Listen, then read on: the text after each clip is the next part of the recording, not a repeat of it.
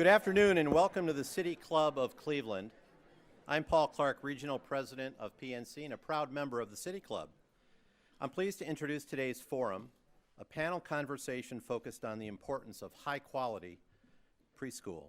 Over the last decade, access to high-quality preschool gained momentum as one of the most important education reforms to bolster in-school outcomes and lifelong success.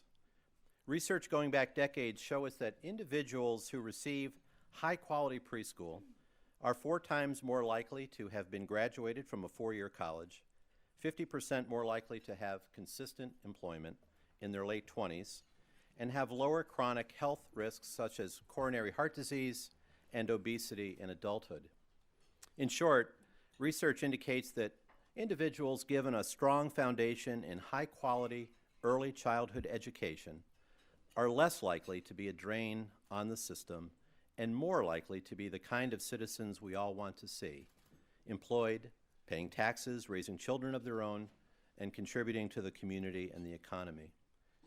This is why communities across the country are investing in early childhood education, and it's why we now have 2 programs here in northeastern Ohio, Cuyahoga County's Invest in Children and Cleveland's PRE4CLE, both of which are focused on ensuring every child in the communities can attend a high-quality preschool. Cleveland is not the first to tackle high-quality preschool expansion. One of the first communities to embrace high-quality universal preschool is Tulsa, Oklahoma. It's a national model, and in fact, the whole state has had universal pre-K for 20 years. Today, we're going to hear about the impact it has had and then discuss how that can and should inform what we do here in Greater Cleveland. Our program today is a little different than our standard forum. First, we'll hear a short presentation from Georgetown University professor, Dr. Deborah Phillips, on the impact of universal pre-K in Tulsa. Then Sounds of Ideas host and producer Michael McIntyre will moderate a panel with local experts on early childhood education from PRE4CLE and Invest in Children. Finally, we'll have our traditional City Club Q&A. So let's begin.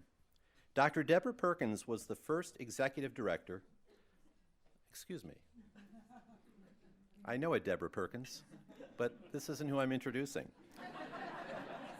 Dr. Deborah Phillips, excuse me, was the first executive director of the Board on Children, Youth, and Families of the National Research Council and the Institute of Medicine, and served as the study director for the board's report, From Neurons to Neighborhoods, the Science of Early Child Development.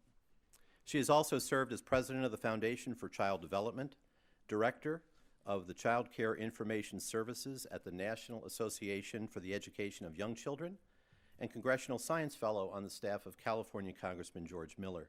She's currently a professor in the university, in the Department of Psychology at Georgetown University.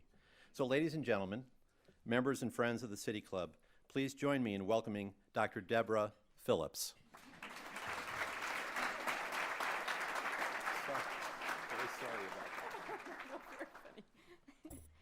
I had a boyfriend once whose last name was Perkins. You surprised me for a moment. I thought, did I just blank out for the last few years?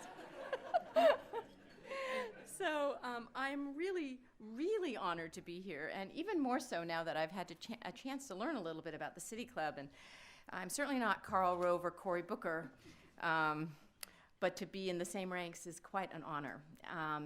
It's especially meaningful to me, actually, that you've invited somebody to talk about preschool education in a nonpartisan forum, because preschool is definitely a nonpartisan issue. We're talking about the lives of young children. And in fact, in Oklahoma, the main champions for preschool education have been Republicans.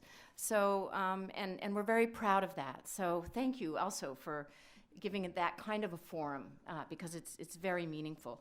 It was also wonderful to open up your lovely report on the City Club and see Marian Wright Edelman on the inside flap. I had the honor of working with her when I was quite a bit younger, and so again, to share a forum with her is especially personally meaningful to me. The most exciting and worrisome evidence about what is at stake regarding your fabulous investments in preschool education in the Cleveland area is emerging at the intersection of neuroscience and developmental science. To do these here. Oh, there we go.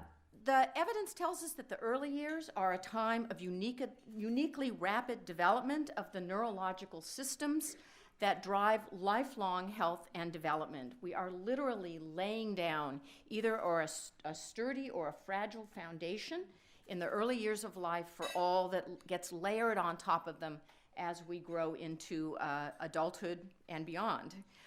We know that early learning confers value on acquired skills. We know that early mastery of competencies makes learning at later ages more efficient, easier, and thus more rewarding for everyone involved. And we know that early intervention lowers the cost of later investments. And a great example of this from the preschool area is that if all 4-year-olds have wonderful experiences in preschool and elsewhere and arrive ready to learn at the kindergarten door, you're making that kindergarten teacher's job much easier because she can then concentrate on teaching all of them what they're supposed to learn in kindergarten and not having to catch up a lot of them while the others sit there and wait and lose the benefits of preschool education, actually. We know that this developmental process is exquisitely attuned to the surrounding environment of the young child, and especially in the environment of relationships at home and in school and elsewhere that surround the young child. The brain is literally designed to greedily recruit information from the interactions and environments and experiences that surround it while the child is growing up. But the brain is ecumenical about what it recruits. So it takes in the bad stuff just as happily and readily as it takes in the good stuff to shape its developing architecture and chemistry, or what we refer to as the hardware and software of the developing brain. And this suggests that really all environments that surround the young child are early interventions, even though we pay attention to some as early interventions and make sure they are of very high quality, and in other cases we kind of just roll the dice and hope for the best. What is new about the evidence is that we have a much deeper understanding of what this now implies about the importance of early education as a result of having much deeper knowledge about the brain systems that are most profoundly affected by the early environments that surround the child. And they are those, precisely those, that have the most powerful impacts on young children's emerging capacities to learn. And this takes us to the literature, fascinating literature, coming out of epigenetics now, about how adversity gets under the skin to affect the developing human. Adversity in this case meaning poverty, which is what we're seeing in this picture, but also sustained negative peer interactions that too many young children encounter, unresponsive parent and teacher interactions that too many young children encounter. This in turn leads children to experience sustained or toxic stress, which produces very damaging wear and tear on the areas of the brain that are most critical for early learning. And what you see in this picture are the parts of the brain that are referred to as the prefrontal cortex, sitting right up here, and the hippocampus, which is buried deep within our brain.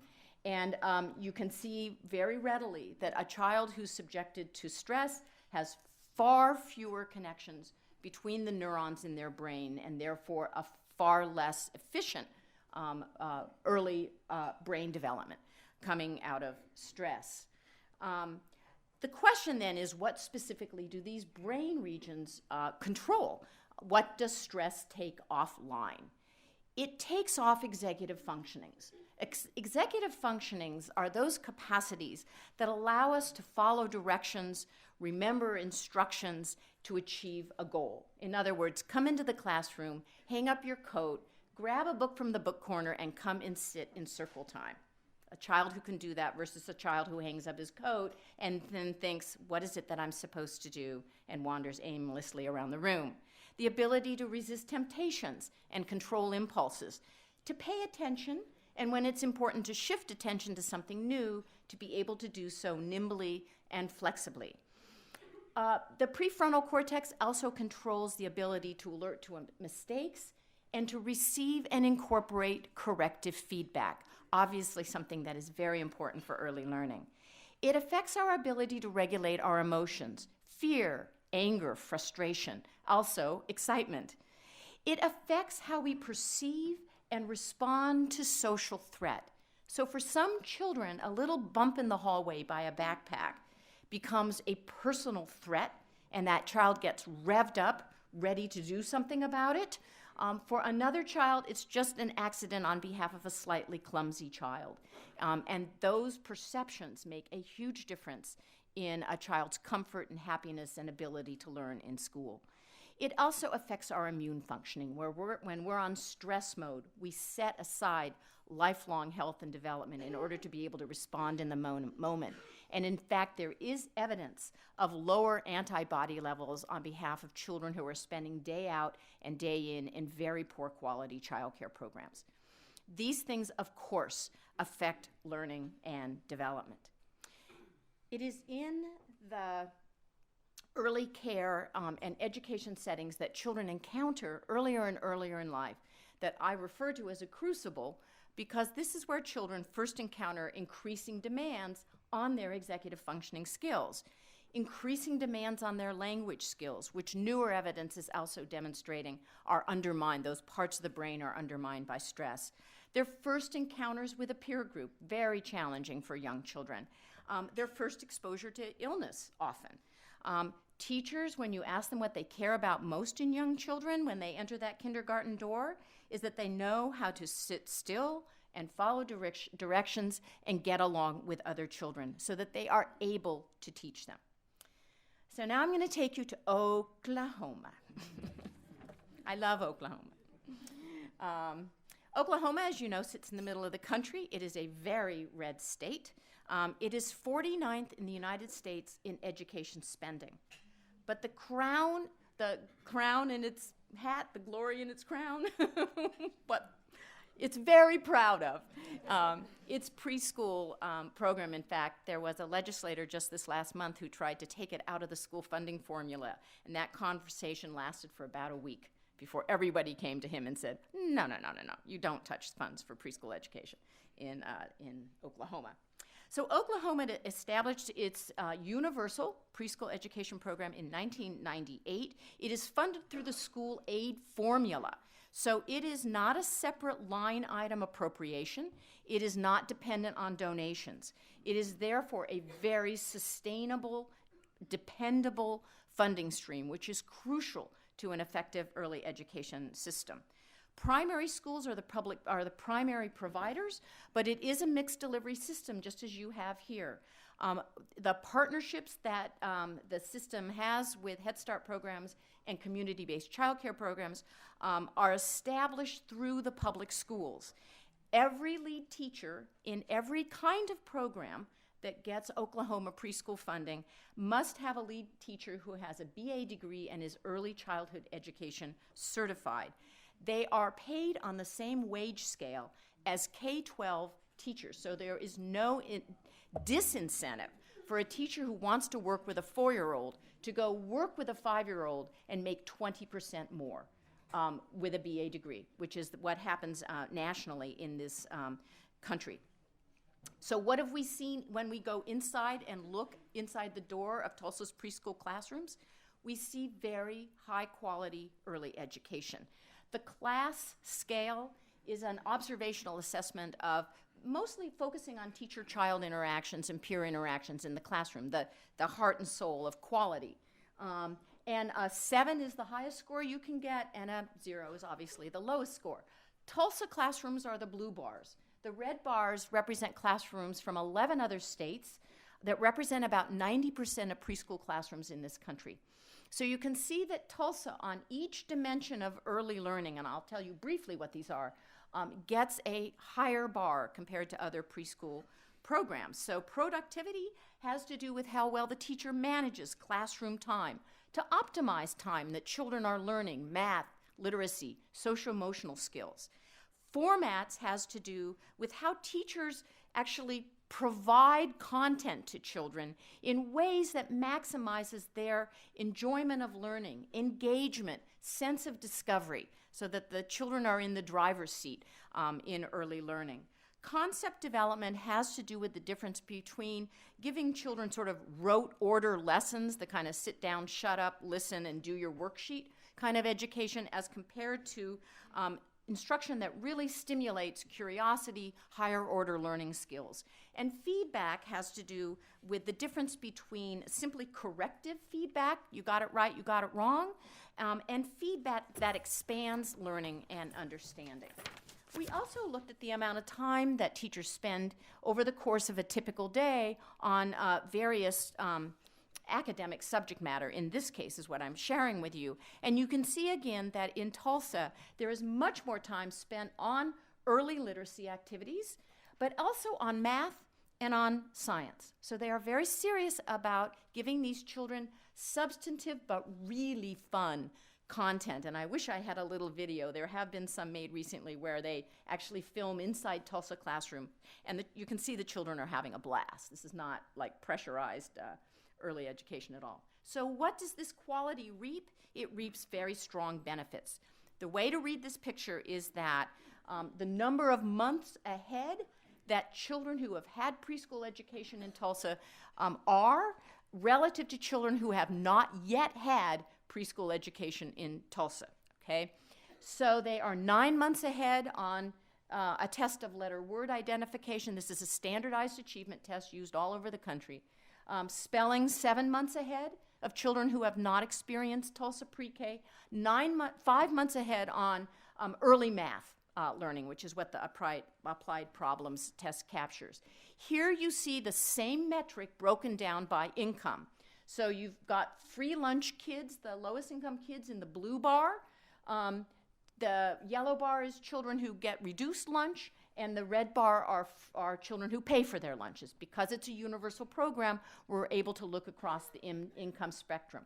So you can see that the strongest impacts are on the lowest income children, but children across the income spectrum illustrate significant impacts on early learning of this program. They are often in classrooms together. This shows you impacts on dual language learners. The dual language learners are in yellow. The non-dual language learners who have had pre-K are in the blue, and so you can see we get a big whammy for the dual language learners. We think that's because they're learning English, and they are also learning content, so they really do get a double whammy.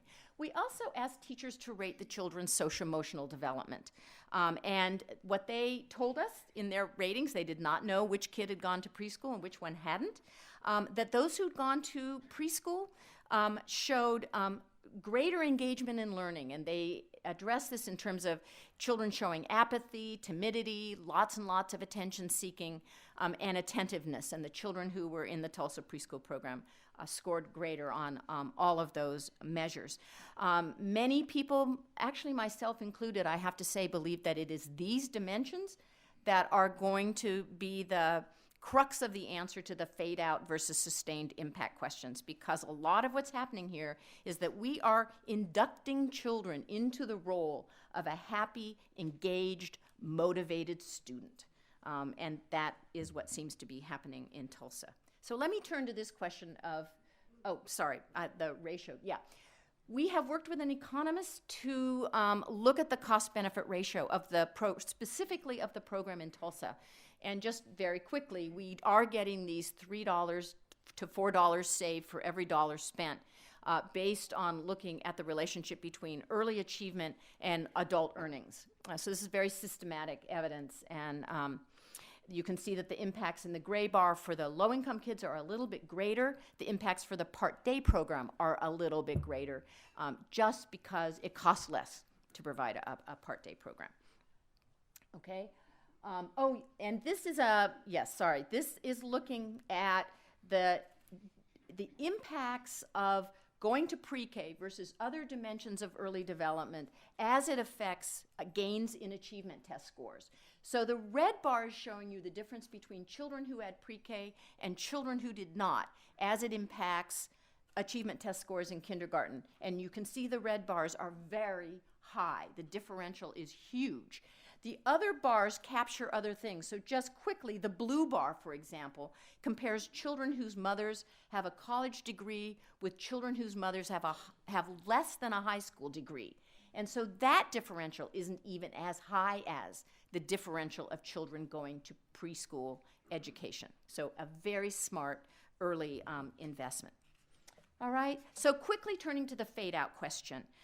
There are two parts to this question. One is the boost that children are getting from preschool education. Strong enough? Is it really building a sturdy foundation? And secondly, what is happening in K-12 education? Is it sustaining or undermining that early preschool education burst? So we have looked at this in Tulsa up through third grade, and we found some evidence of sustained impacts. Not comprehensive evidence of sustained impacts, but where we saw it was in math learning. This is the state achievement test data. So for math and for boys and for math, and even though the bar is lower for the free lunch kids, it's actually a stronger impact on the math learning of free lunch kids is where we saw sustained impacts of the preschool program. Stay tuned. I'd be happy to come back in a year and tell you about what we found at 8th grade, which is the data we're now crunching because we have followed these children to 8th grade and are looking at test scores, grades, attendance, grade retention, special education placement, and suspensions. So those data will be forthcoming. So quickly to summarize, 3 take-home messages. First, the brain is designed to adapt based on experience. All environments, as far as the brain is concerned, are early interventions. What children know and can do at every age is the platform, stair-step fashion. Development is cumulative on what subsequent learning is able to build. Never too late to offer strong learning opportunities, but the odds of changing paths forward into adulthood are stronger if you start early. Second, high-quality pre-K programs do build brains. They provide the dependable, stable, nurturing relationships that buffer children from the very detrimental impacts of stress on the brain and the body. They build early academic skills and executive functioning. They can have enduring impacts on consequential outcomes, and they make economic sense. Take-home message 3, what does it take? This is the big gorilla in the room. It takes recruiting and retaining an educated, dedicated teaching workforce. Teachers are the raw material of quality early education. These are teachers who embed children in age-appropriate, intentional instruction focused on specific skills like math and literacy and social-emotional development. This is what makes education the engine of opportunity in this country, and that is just as true at the preschool level. They offer all children responsive, contingent, supportive interactions throughout the day. This is what protects brains from the consequences of stress. And the teachers themselves are supported with strong professional development and coaching, and they are valued. And that takes me back to recruitment and retention and also to compensation. So I will end there with these 2 little cowgirl and cowboy in Tulsa saying thank you to you.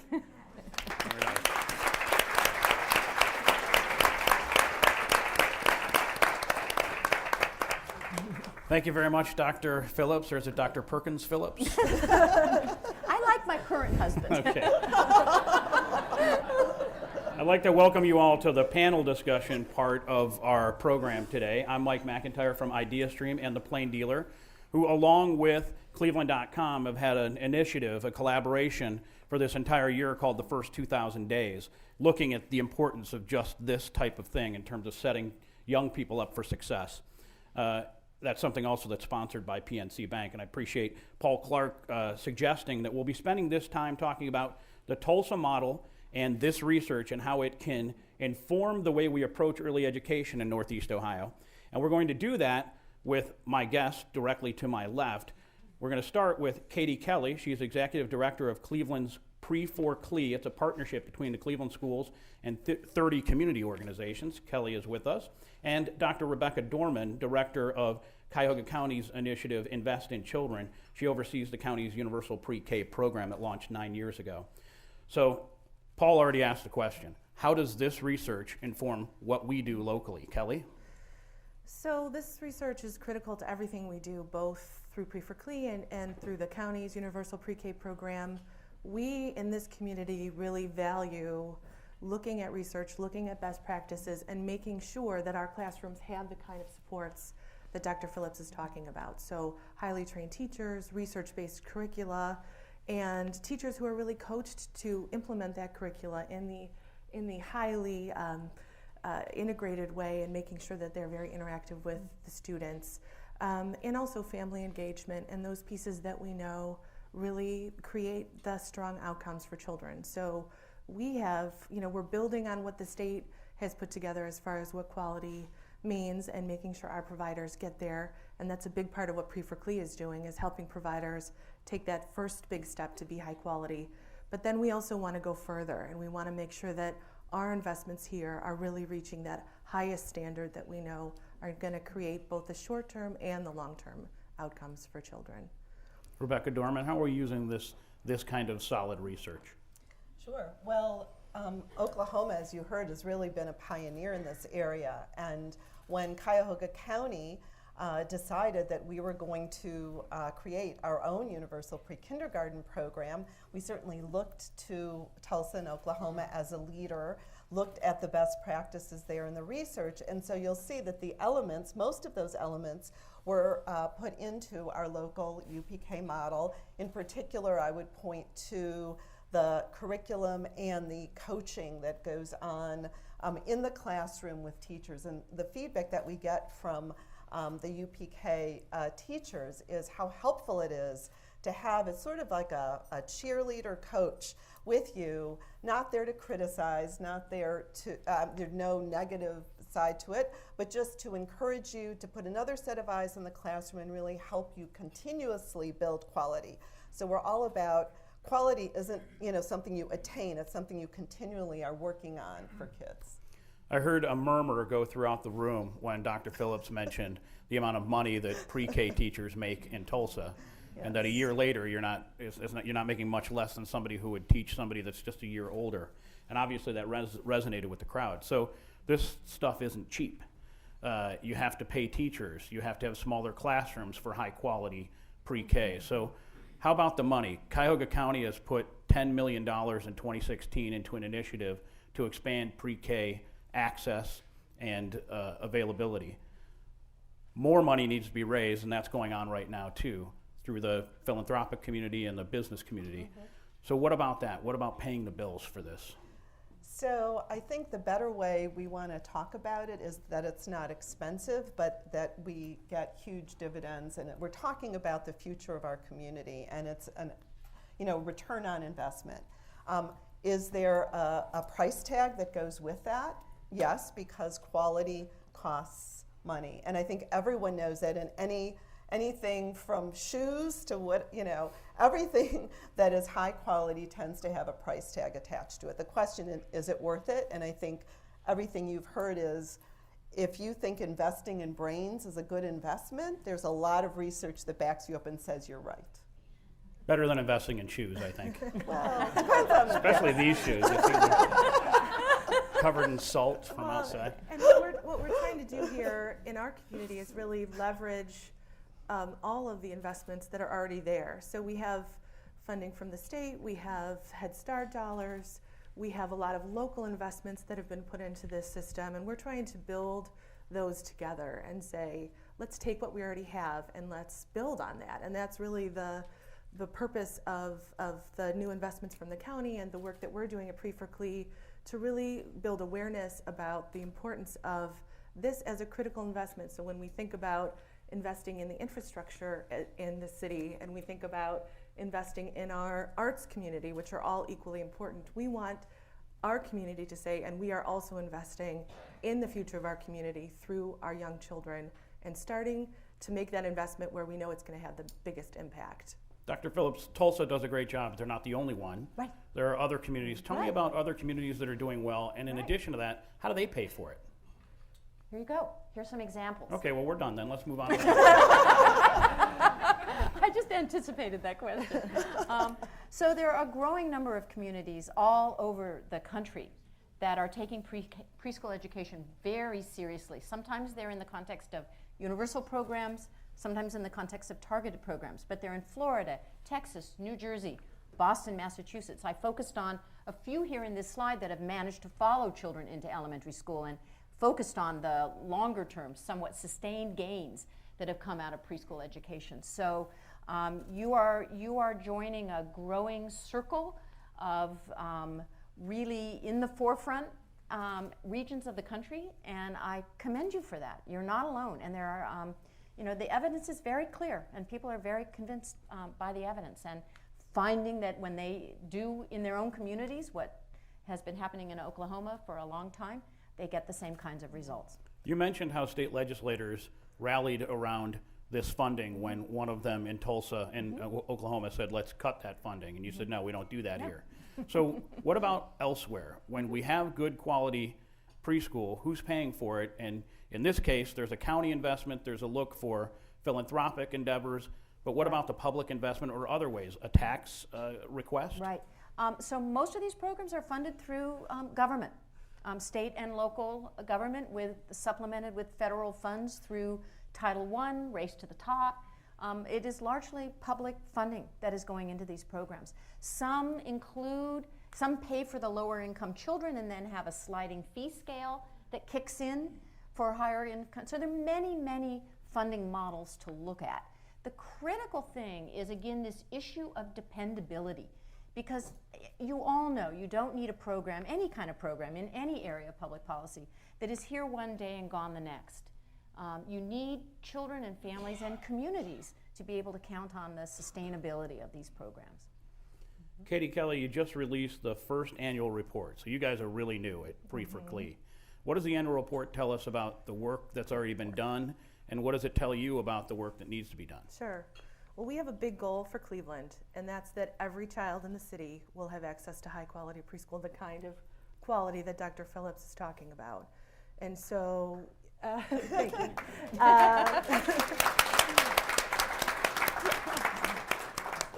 Our first benchmark towards that goal was that in the first 2 years, we would create 2,000 new high quality preschool opportunities for the children in our city. And I'm thrilled to say we're more than halfway there. After 1 year, we created 1,200 new preschool opportunities. And while we also worked very hard to reach out to families to tell them why preschool matters and how they find and enroll in a high quality preschool opportunity that's right for them. And so we've put a lot of our energy not only into building and growing the system, but also growing awareness among our families. And that's created tremendous results where our enrollment is up 10%, which beats other cities like San Antonio and Boston in their first years of expanding preschool. So we're charging ahead. We're getting a very enthusiastic response from our community. And we're also seeing that children coming out of our high quality classrooms in the city of Cleveland, 80% of them are on track to be kindergarten ready and to enter that kindergarten room ready to pay attention, ready to learn, and equipped with the skills to really be successful students. And that's such a fundamental part of the Cleveland plan for transforming schools. You know, our leadership realized all of those parts of the plan that go through K-12 can't be successful if children are entering school a year or more behind. And so, you know, we're charging ahead, and we're really excited that this community is so supportive of meeting that goal. Dr. Rebekah Dorman, you have some folks that might say, I didn't go to a high quality preschool. I didn't start until first grade or kindergarten. They might be the same people that say, I didn't wear a helmet or a seatbelt and I'm still alive today.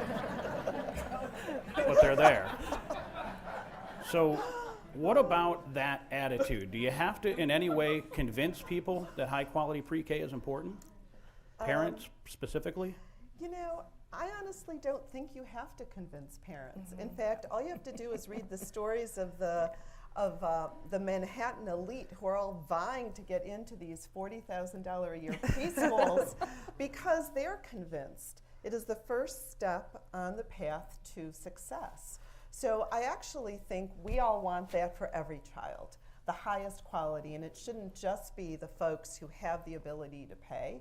I'm really proud that with the Universal Pre-Kindergarten program, we've been able to make it accessible to low and moderate income families. We don't want an accident of what your family income is or your zip code to be the determinant of what your future is. So I think it's just a question of everyone getting together, getting our priorities straight for all kids, the same priorities we have for our own. I have one other question for Dr. Phillips, and then we're going to be opening up to the City Club Q&A. We've put a lot of weight on pre-K education. It's going to improve outcomes for the entire world. We're going to be great because of it. People won't be in prison. They're going to be highly educated. They'll get jobs. Their health care will be ideal. And I wonder if that's too much to put on this, and what your thoughts are about that. That's a really intriguing question, and I have a slide for that too. For those listening on the radio, let's describe that slide. So I'm guilty of this, right? We do act as if preschool can provide an inoculation for everything that happens subsequently. We do hold preschool education, early education generally, programs for 0 to 5-year-olds broadly to a very high bar in this country. Partly because we don't consider those programs sort of a right for children and families. The proof is placed on them to perform at like an inoculation, like an early intervention that is sort of on the cutting block all of the time.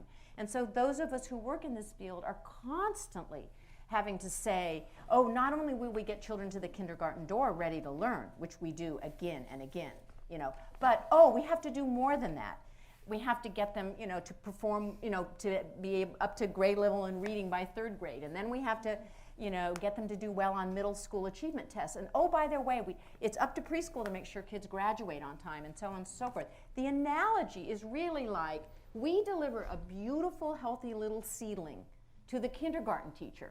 And then that little seedling goes through K-12 education. It may get underwatered, it may get overwatered, it may thrive depending on what happens. And you'll end up with a beautiful tree, right?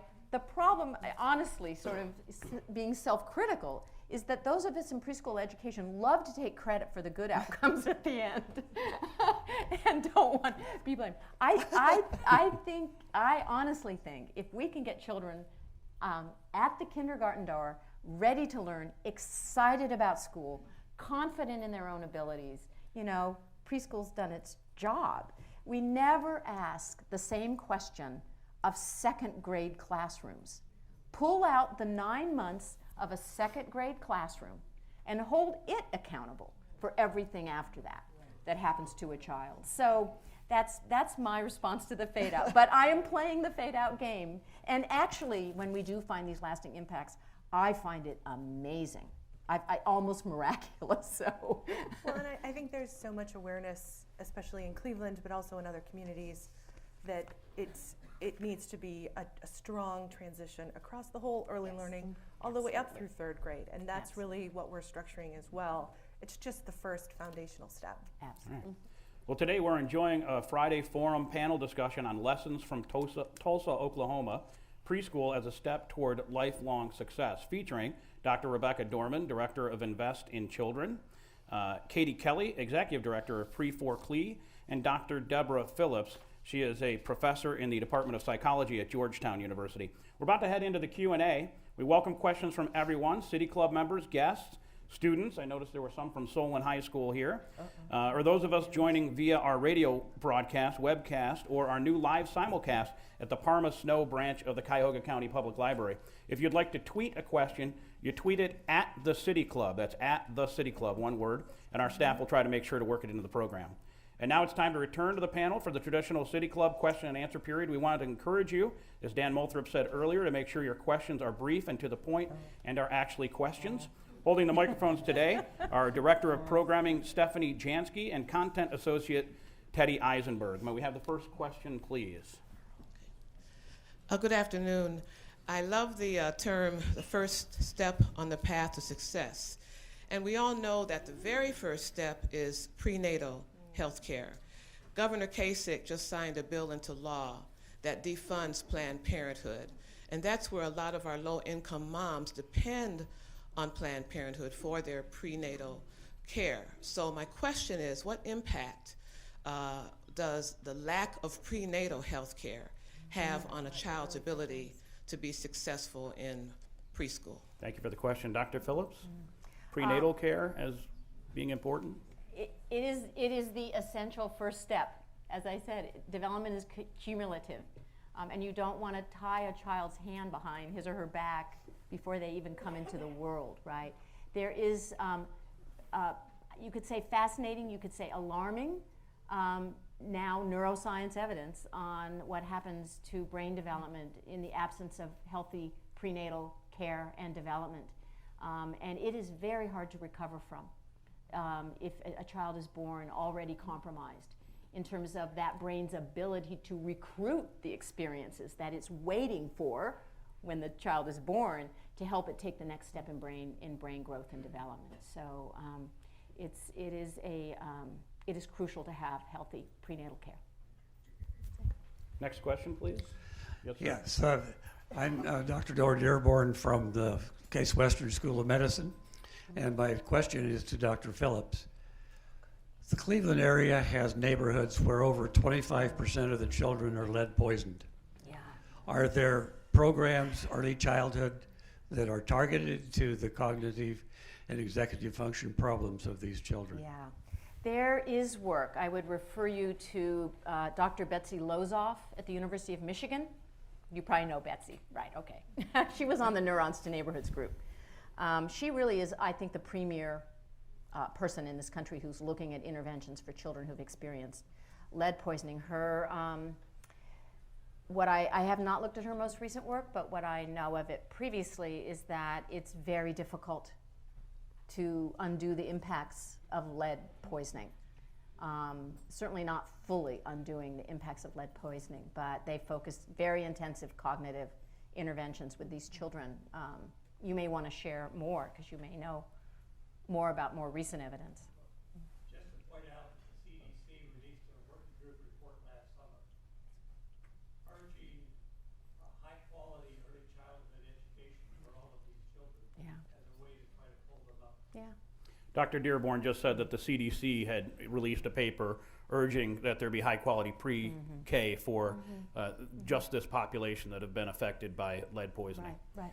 Thank you very much for that question and for the follow-up too. And before we take another question, I wanted you guys to weigh in on that on the local level. If we're talking about neighborhoods that are 25% of children who have elevated lead levels in their blood, and we're also talking about prenatal issues, what about those challenges? We talk about setting up a great pre-K program and opening seats, but what about making sure that you have kids that are ready for pre-K? And has that been a challenge, Dr. Dorman?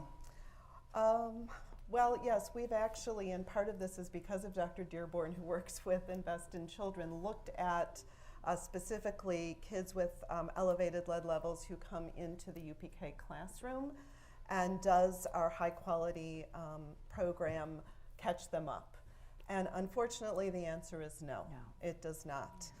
So that's given us sort of marching orders that we need to do more, that it is simply not enough given the toxic insult that has happened to those brains. So we're working on that. It does, it's unfortunate that we have this natural experiment in Cleveland that, looking through all the kids who've been through UPK, we were able to find over 600 children to draw those conclusions. So it's not very happy news, I'm afraid. Over next question, please. Hi. Taking a step forward from Merle Johnson's comment on the prenatal care and working in the same time period as Dr. Dearborn's comments, I'd like to see more done and what is being done for the pre-K students, and specifically parent education and other education for the birth to 3-year-olds. Okay. What about parent education? What I can say is Invest in Children has a whole continuum from prenatal to kindergarten. UPK is certainly one part of that continuum, but number of home visiting programs that we directly support and others in the community that are working with families. So there is really a comprehensive continuum in place. It's still not reaching every family. We're working on that. But there are other programs, and I would say if a family is interested and is motivated, that they can access those services. Thank you. All right, next question right in front. Well, first of all, I'd like to say thank you for the work that you're doing, and thanking the providers and the funders that are here in this room for the incredible work that's being done here. So thank you. Recently, anecdotally, I've heard a number of stories about children who are being asked to leave preschools because they are disruptive and unruly. But on further inquiry, I gather sort of a cluster of behaviors that seem consistent with ADHD. So I'm wondering, Dr. Phillips, if there have been any research done on looking at those children in terms of assessments and perhaps early interventions that might have some positive outcomes, and if therapeutic environments, preschool environments, might be advantageous, or whether they should remain integrated into their existing schools. Yeah, that's a very interesting question, a very timely question, because as you know, the work on preschool expulsion is staggering.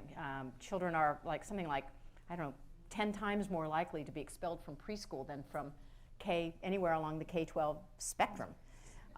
We know that one of the strongest predictors of preschool expulsion is the race and gender and special needs status of the child.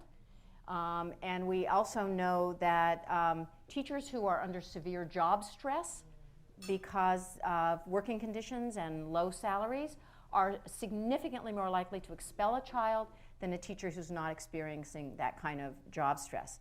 Children are most likely to get expelled because of behavioral issues. My feeling about that is that a high-quality preschool classroom and a high-quality preschool teacher should be a teacher who, has had the professional development and the education to know how to handle those behavioral problems. I mean, often they are problems of executive functioning. They are the child who forgets after they hang up their coat what to do next, and they look like a problem because they're wandering around the classroom, right, disobedient, whatever, and what is really happening with that child's struggling with executive functioning problems and needs scaffolding and support. So I take very much a kind of prevention attitude toward expulsion.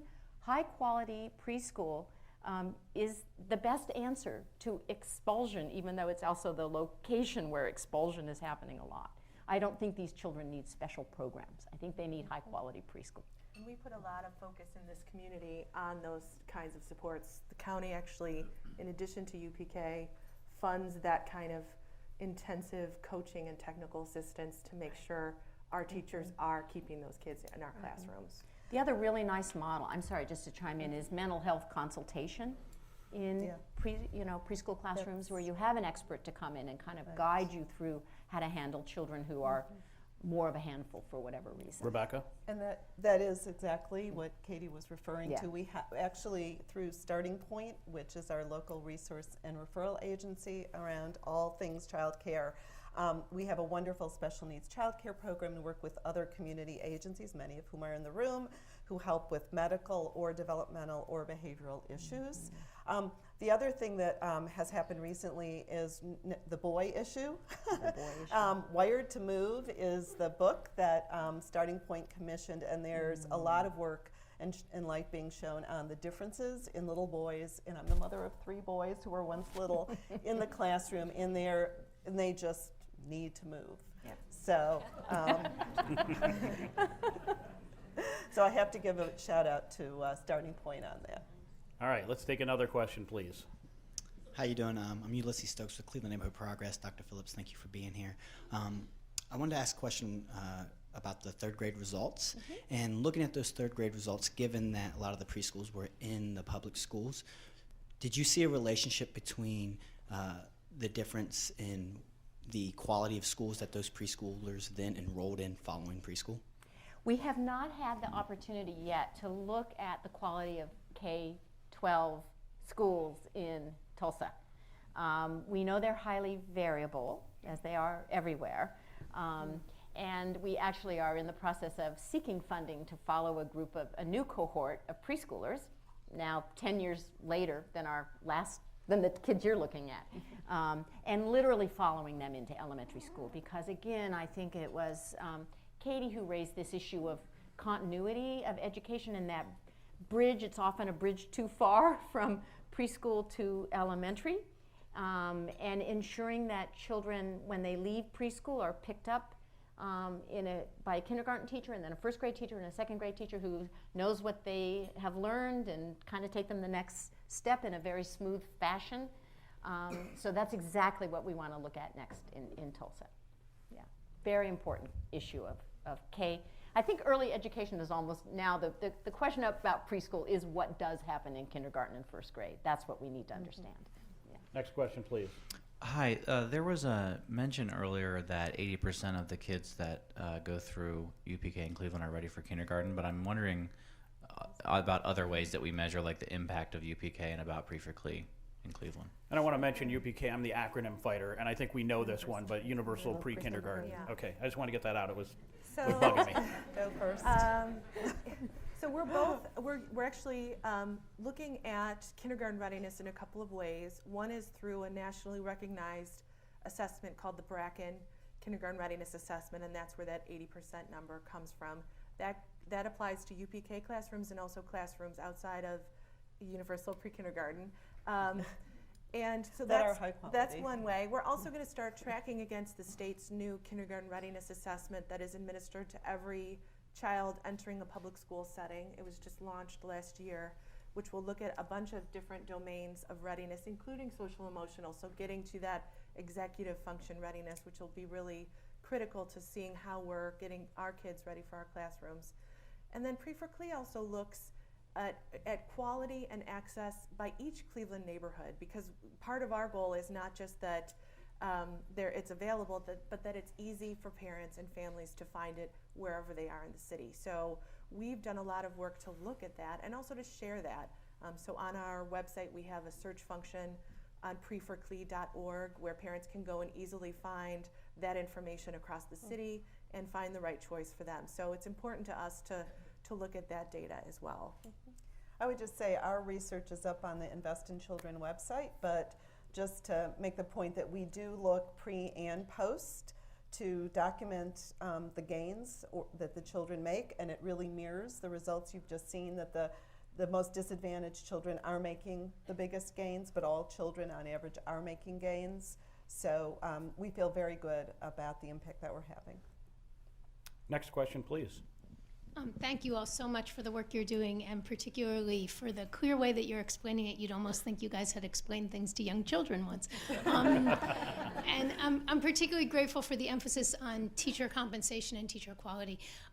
So you're doing great work in Cleveland and Cuyahoga County. I know that statewide, my organization, Policy Matters Ohio, has found that only 4% of Ohioans are enrolled in high-quality public pre-K compared to 30% in other states. Has the governor or anyone else from the state come to you and asked how we can bring this model statewide? Well, we certainly have champions. Senator Peggy Lehner did a city club forum here last year and is a huge champion as the president or the chair of the education committee in the Senate. And we certainly have many others, in our own delegation here from Cuyahoga County is incredibly supportive. And in addition to our local city council and county council, and certainly Executive Armin Budish and Mayor Jackson. So we're very lucky in that regard. I think on the state level, it continues to be something that we're growing. Our big concern at the state level right now is funding quality. The state has its own quality system, and we need to get to the point where if you are at the highest level at a 5-star, the state is funding at that level, and anything that we can put on top of that at the local level to go beyond is really what we're able to do. So that movement is growing, and a huge part of that is so that we can attract and retain the highest quality teachers in early childhood, and that's got to be the priority, and that's what we're all working together to do. And it's a very large part of PRE4CLE's effort to bring resources to this community. Rebekah Dorman, did you want to add to that at all as Paul's coming up? I think she said it very well. Okay. Today at the City Club, we've been enjoying a Friday Forum panel discussion on lessons from Tulsa, Oklahoma, preschool as a step toward lifelong success. Special thanks to our table sponsors today, Cleveland Transformation Alliance, Cuyahoga Community College, Friends of the Cleveland Public Library, Friends of Sarah Feldman, PNC, PRE4CLE, Starting Point, and the George Gund Foundation. Student participation from Solon High School and St. Martin de Porres High School was made possible by the Loeb Foundation. We thank all of you for your support. Thank you, panelists. Thank you, ladies and gentlemen. And this forum is now adjourned.